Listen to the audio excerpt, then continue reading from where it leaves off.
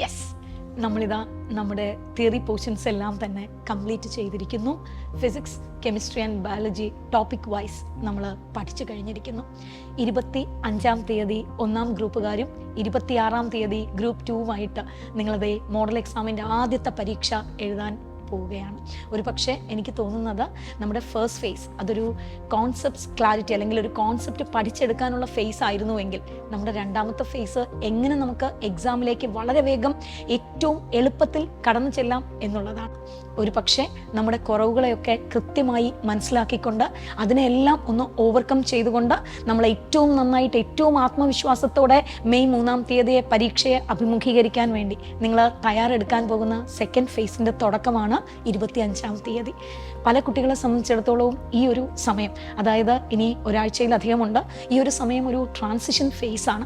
നമ്മൾ പഠിച്ചുകൊണ്ടിരുന്ന കോൺസെപ്റ്റുകൾ, തിയറി, അത് നമ്മൾ വീക്ക്ലി എക്സാംസ് ഒക്കെ എഴുതിയിട്ടുണ്ട് എങ്കിൽ പോലും അത് ഇനി കൃത്യമായി യൂണിറ്റ് എക്സാമുകളായി, കോമ്പിനേഷൻ മോഡൽസായി, ഓൾ യൂണിറ്റുകളായി നിങ്ങളുടെ മുന്നിലേക്ക് എത്തുമ്പോൾ എങ്ങനെയാണ് തയ്യാറെടുപ്പുകളെന്ന് കുറച്ചു പേർക്കെങ്കിലും ചെറിയൊരു ക്വസ്റ്റ്യൻ മനസ്സിലുണ്ട്. പലരും വന്ന് കഴിഞ്ഞ കുറച്ച് ദിവസങ്ങളായി എന്നോട് ചോദിക്കുന്നുണ്ട്, മിസ്സേ ഈ ഒരു തയ്യാറെടുപ്പ്, അതായത് ഈ ഒരു വീക്ക് എങ്ങനെയായിരിക്കണം അതിലേക്ക് പഠിച്ചു തുടങ്ങേണ്ടതെന്ന്. ഞാൻ ആദ്യം ക്വസ്റ്റ്യൻ ചെയ്താണോ പഠിക്കേണ്ടത്? ഞാൻ ആദ്യം NCERT വായിക്കണോ? ഞാൻ ഫോർമുല ബുക്ക് വായിച്ചാൽ മതിയോ? ഷോർട്ട് നോട്ട്സ് ഉണ്ടെങ്കിൽ അത് വായിച്ചാൽ മതിയോ? അങ്ങനെ ഒരുപാട് കൺസേൺസ് ആൻഡ് ഒരുപാട് ക്വയറീസ് വന്നു. അപ്പോൾ എനിക്ക് തോന്നി അത് എല്ലാവരോടും കൂടി പറയാം എന്ന്. ഞാൻ ഇപ്പോൾ മോഡൽ എക്സാമിന് പഠിക്കുമ്പോൾ ഡെഫിനറ്റായിട്ടും നമ്മൾ എക്സാമിനാണ് പഠിക്കുന്നത്. എക്സാമിന് പഠിക്കുമ്പോൾ നമ്മൾ ക്വസ്റ്റ്യൻ ചെയ്ത് തന്നെയാണ് പഠിക്കേണ്ടത്. ഇതുവരെ നമ്മൾ തിയറി പഠിച്ചപ്പോൾ നിങ്ങൾ ആ കോൺസെപ്റ്റുകളിലൂടെയാണ് ഊളിയിട്ട് പോയതെങ്കിൽ ഇനി നിങ്ങൾ ഓരോ ക്വസ്റ്റ്യനിലൂടെയാണ് മുന്നോട്ട് പോകേണ്ടത്. അതിന് ക്വസ്റ്റ്യനുകൾ തന്നെ ചെയ്താണ് പ്രാക്ടീസ് ചെയ്യേണ്ടത്.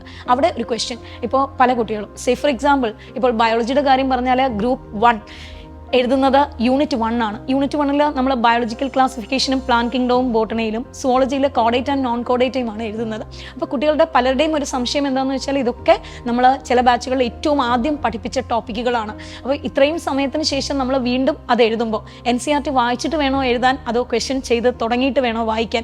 എങ്ങനെയാണ് പഠിക്കേണ്ടത്? വീണ്ടും ഞാൻ എന്താണ് ചെയ്യേണ്ടത് എന്നുള്ളത് വലിയൊരു ക്വസ്റ്റ്യൻ ആണ്. ഇവിടെ എനിക്ക് ആദ്യം പറയാനുള്ളത് നിങ്ങളുടെ മൈൻഡ് സെറ്റാണ്. ശരിക്കും പറഞ്ഞാൽ നിങ്ങൾ കോൺഫിഡൻ്റ് ആണ്. ഞാനൊന്ന് ജസ്റ്റ് ഒന്ന് നോക്കാം, കാരണം വളരെ കുറച്ച് മുന്നേ പഠിച്ചൊരു ടോപ്പിക്കാണ്, അത് മറന്നു പോകാനുള്ള സാധ്യതയുണ്ട്. മറന്നു പോയാലും പ്രശ്നമില്ല, ഞാനൊന്ന് വായിക്കും, എനിക്ക് ഓക്കെ ആകും, എനിക്ക് പ്രോബ്ലം ഒന്നുമില്ല എന്നുള്ളൊരു സെൽഫ് കോൺഫിഡൻസ് ഉണ്ടെങ്കിൽ ഡെഫിനറ്റ് ആയിട്ടും ആദ്യം തന്നെ നിങ്ങൾക്കൊരു ക്വസ്റ്റ്യൻ അറ്റൻഡ് ചെയ്ത് നോക്കാം. ക്വസ്റ്റ്യൻ അറ്റൻഡ് ചെയ്ത് നോക്കാം എന്ന് പറയുമ്പോഴും അവിടെ നിങ്ങൾ പ്ലാൻ കിങ്ഡവും ബയോളജിക്കൽ ക്ലാസിഫിക്കേഷനും ഒരുമിച്ചുള്ള ക്വസ്റ്റ്യൻസ് തന്നെ ചെയ്യണം എന്നില്ല. നിങ്ങൾ പ്ലാൻ കിങ്ഡത്തിൻ്റെ ഒരു ക്വസ്റ്റ്യൻ എടുത്ത് ഒറ്റയ്ക്ക് വരുന്ന ഒരു ക്വസ്റ്റ്യൻ പേപ്പർ എടുത്ത് ചെയ്ത് നോക്കുക. അത് ഏത് ബുക്ക് എങ്ങനെ ഏത് ക്വസ്റ്റ്യൻ എടുത്ത് നോക്കിയാലും കുഴപ്പമില്ല. ചെയ്ത് നോക്കുമ്പോൾ നിങ്ങൾക്ക് തന്നെ മനസ്സിലാകും അത്രയും മുന്നേ പഠിച്ചതാണെങ്കിലും എന്തൊക്കെയാണ് നിങ്ങളുടെ മനസ്സിൽ ഇപ്പോഴുള്ളത്, ഏറ്റവും സഡനായിട്ട് എത്ര സാധനങ്ങളാണ് നിങ്ങളുടെ ബ്രെയിനിലേക്ക് വരുന്നത്, അങ്ങനെയുള്ള കാര്യങ്ങളൊക്കെ നിങ്ങൾക്ക് തന്നെ കിട്ടും. ആ കിട്ടുമ്പോൾ അതിനെ വെച്ച് കഴിഞ്ഞാൽ നമുക്കൊരു കോൺഫിഡൻസ്, ആ ചാപ്റ്ററിൽ ഇപ്പോഴും നമ്മൾ ഓർമ്മിക്കുന്ന ഭാഗങ്ങൾ എത്രയാണ്, ഓർമ്മിക്കാത്ത ഭാഗങ്ങൾ എത്രയാണ്, സ്റ്റിൽ നമ്മുടെ കോൺസെപ്റ്റുകൾ എത്രത്തോളം അകലെയാണെന്നുള്ളത് മനസ്സിലാക്കാൻ പറ്റും. എന്നിട്ട് ആ ക്വസ്റ്റ്യനെ ബേസ് ചെയ്തിട്ട് പിന്നെ നമുക്ക് NCERT വായിക്കുക എന്നുള്ളതാണ് രണ്ടാമത് ചെയ്യേണ്ടത്.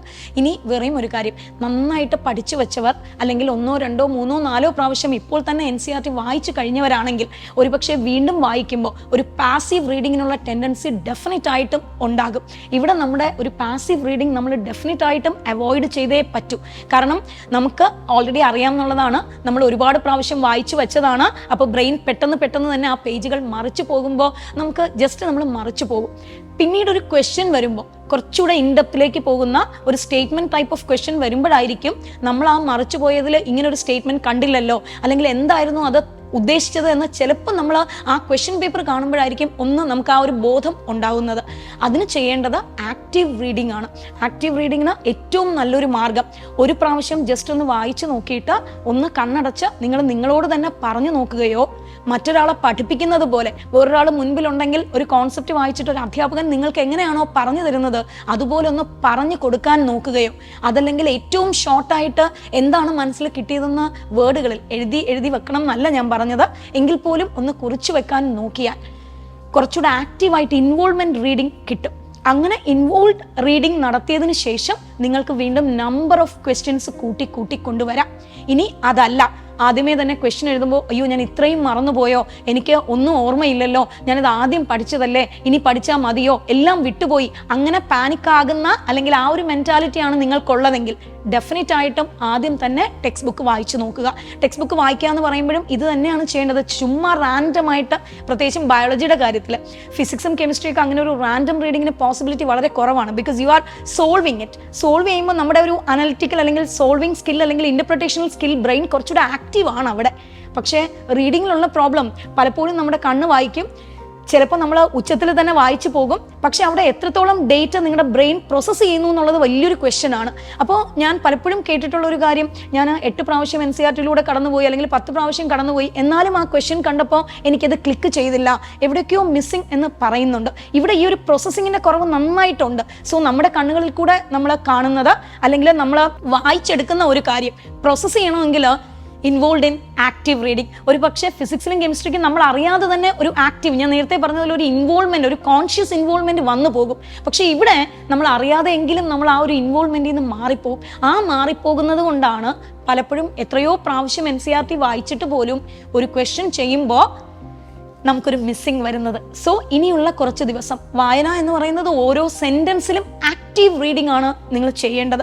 ആക്റ്റീവ് റീഡിങ്ങിന് വേറെയും ഒരു പ്രോബ്ലം ഉണ്ട്. നമ്മൾ വെറുതെ വായിച്ച് നോക്കുമ്പോൾ നമുക്ക് തോന്നും എല്ലാ ബ്രെയിൻ എടുക്കുന്നു, ഇത് ആക്റ്റീവ് ആണെന്ന് തോന്നും. പക്ഷേ ആക്റ്റീവ് റീഡിങ്ങിന് ഏറ്റവും നല്ല മെത്തേഡാണ് ഞാൻ നേരത്തെ പറഞ്ഞത്.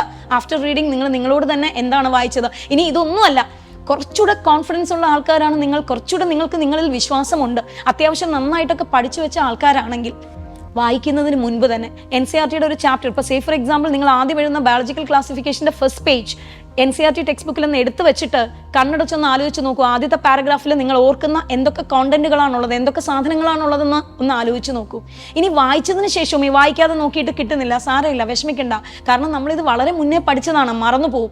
ഇനി ഒരു പ്രാവശ്യം ഒന്ന് വായിച്ചിട്ട് നിങ്ങൾ വായിച്ചത് എന്താണെന്ന് ഓരോ പാരഗ്രാഫ് കഴിയുമ്പോഴും ഞാൻ എന്താണ് വായിച്ചതെന്ന് തിരിച്ചൊന്ന് ആലോചിച്ചു നോക്കൂ.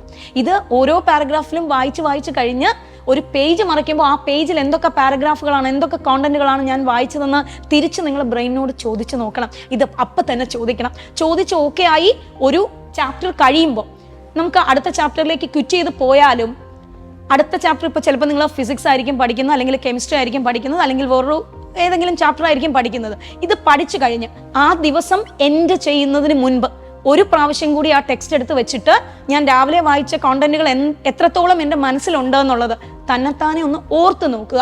നിങ്ങൾക്ക് ആ പാരഗ്രാഫ് എടുക്കുമ്പോൾ തന്നെ ഓക്കെ, ഇതിനകത്ത് ഞാൻ എന്തൊക്കെയാണ് പഠിച്ചത്, എന്തൊക്കെ കണ്ടന്റ് ആണ് വരുന്നതെന്ന് നിങ്ങൾക്ക് പറയാൻ പറ്റിയാൽ ഡെഫിനറ്റ് ആയിട്ടും നിങ്ങൾ വായിച്ചത് ആക്റ്റീവ് റീഡിങ് തന്നെയാണ്. സോ ഈ ഒരു പീരീഡിൻ്റെ സമയം എന്ന് പറയുന്നത്, പിന്നെ വേറെയും ഒരു കാര്യം, ഞാൻ നേരത്തെ പറഞ്ഞ പോലെ തന്നെ ഒരു ട്രാൻസിഷൻ ഫേസിലാണ് അല്ലേ. അപ്പം നമുക്ക് കുറച്ചൊന്ന് എന്ത് വേണം, എങ്ങനെ വേണം, ഇത് മതിയോ, അങ്ങനെയൊക്കെയുള്ള സംശയങ്ങളും ഡിലമയൊക്കെ വരും. അതൊക്കെ സ്വാഭാവികമാണ്. നിങ്ങൾക്ക് മാത്രമുള്ളൊരു പ്രശ്നമാണ്, എനിക്ക് മാത്രം എന്താ ഇങ്ങനെ, ഞാൻ മാത്രം എന്താ ഇങ്ങനെ ഡിലമ കാണിക്കുന്ന, ബാക്കി എല്ലാവരും ഓക്കെയാണ് എന്ന് കരുതണ്ട. മറ്റുള്ളവരെല്ലാവരും തന്നെ ഈ ഒരു അവസ്ഥയിലൂടെ തന്നെയാണ് കടന്നു പോകുന്നത്. അവിടെ ഏറ്റവും ആദ്യം നിങ്ങളെ സെൽഫിനെ വിശ്വസിക്കൂ.